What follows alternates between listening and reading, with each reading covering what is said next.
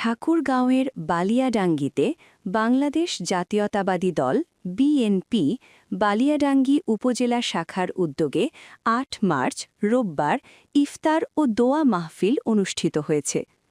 বালিয়াডাঙ্গি প্রতিনিধি মোহাম্মদ কামাল উদ্দিন জানান, ইফতার মাহফিলে প্রধান অতিথি হিসেবে উপস্থিত ছিলেন ঠাকুরগাঁও ২ আসনের সংসদ সদস্য ডাক্তার মোহাম্মদ আব্দুস সালাম।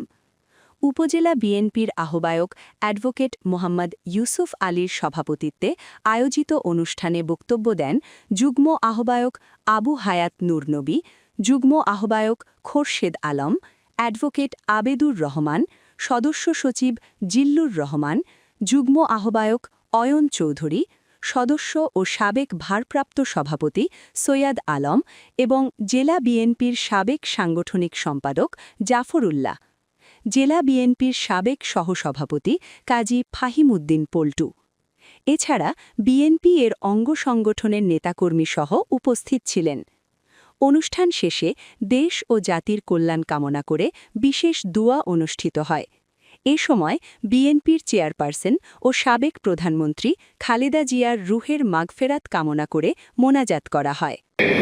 এই কাজগুলো যাতে অতি সুন্দরভাবে দল বালিয়াডাঙ্গি উপজেলা শাখা কর্তৃক আয়োজিত আজকের এই রামাদানের ইফতার মাহফিলের আমার অত্যন্ত শ্রদ্ধেয় সভাপতি মঞ্চে রয়েছেন আমাদের